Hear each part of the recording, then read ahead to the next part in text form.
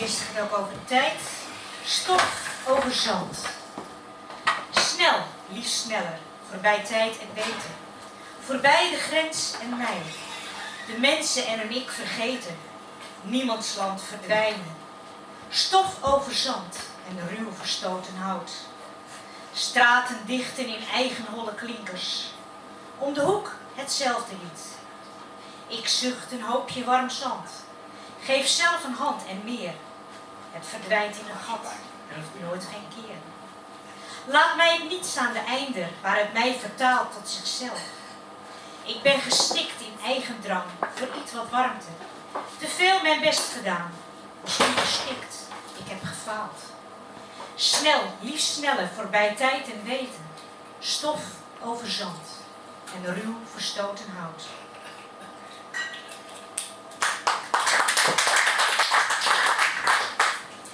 Ik heb met Marije Hendricks die post gedichten van Annie M. G. Schmid. En ik ben ook een vervent liefhebber van Annie M. G. Schmid. Dan heb ik haar uitgedaagd om iets à la Annie M. G. Schmid te gaan schrijven. Nou kunnen we daar niet aan tippen. Daar ben ik gewoon heel eerlijk in. Dus het is toch wel een Renate gedicht geworden. En zij toch wel een Marije gedicht. Hoewel die van haar het meeste ervan na vond neigen. Maar dit is mijn gedicht geworden. Jubelteen naar Parijs. Ik heb zo'n teen, zo'n juichende, die speelt en jubelt gewoon voor zich heen. Soms krijgt hij de kolder en is niet goed wijs. Wil hij de kan dansen in Parijs. Pakt zijn koffer in met glazen en een grote fles met wijn. Want wie jubelt en zo juicht, moet niet voor reden vatbaar zijn. Ik heb dus zo'n teen, zo'n dwarse halve garen. Niet te stuiten, niet te stoppen, het is gewoon een rare. In de trein dus naar Parijs, want zo'n teen moet avonturen. Houdt hem dan niet tegen, want dan krijgt hij dwarse kuren. Toch zijn er die hem heel erg vaak doen mokken. Van die suffe, heel erg grijze, van die geitenwolle sokken. Want die zeuren dichte deuren, de kous zo op zijn kop. Teen vindt hem maar een akelige, duffe sok. Nou, zo is het ook gegaan. De sok op zijn kop, de pret was gedaan.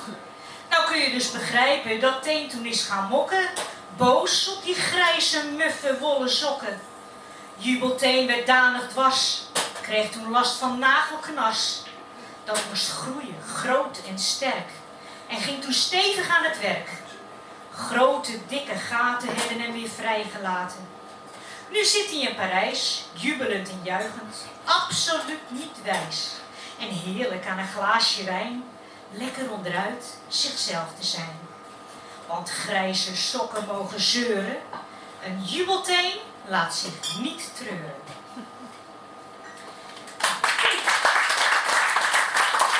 En omdat het zo verslavend leuk is om te doen, heb ik er nog eentje gedaan, Wimpy Wortel. Ik denk er zelfs over om een kinderbundeltje te gaan maken. Die ook stiekem voor volwassenen denk ik dat best wel grappig is.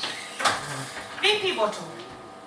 Wimpy Wortel was ongedurig, altijd. Stond daar in de grond te schieten, verder kwam hij niet vooruit. Ik wil wat anders, klaagde Wimpy. Zomaar ergens heen? Misschien nergens, maar alles steeds weer beter dan steeds weer op dit ene been. Hij wiebelde en wipte. Aan rust had hij een broertje dood. Sta toch eens stil, siste zijn zuster. Maar zelfs zijn kuif hing als een maloot. Ik wil springen, ik wil rennen, ik wil de wereld in. Ach, wat moeten wij toch met ons Wimpy? Hij heeft het echt niet naar zijn zin. Hij mopperde en zeurde, vader was het zat. Wat er ook gebeurde, hij had het nu wel eens gehad. Wimpy, Wimpy, al dat dreinen komt je nog eens duur te staan. Straks zul je nog verdwijnen en in de soeppan gaan. Maar Wimpy moest vertrekken. Weg van die saaie uitgetekende plek. Het kon hem niets verrekken. Dan word ik maar soep, krijg toch het lek. Zo ontwortelde ons Wimpy, ging de wijde wereld in. Maakte vriendjes, ging naar de disco. Hij had het reuze naar zijn zin. Toch kreeg Wimpy heimwee naar zijn vader, moeder, zus en ging met tranen op zijn wangen terug met een grote bus. Toen hij op zijn oude plek kwam, zag hij enkel een leeg veld. Waar is iedereen gebleven? Wimpy was vreselijk ontsteld. Fred de Mol kwam tevoorschijn. Hé Wimpy, waarom huil je toch zo hard? En Wimpy huilde hartverscheurend. Ze zijn allemaal verdwenen en niemand weet er wat. Oh, dat zal ik je vertellen. Ze zijn gisteren gegrepen met de hand. En met z'n allen zo in de soep beland. Dank jullie wel.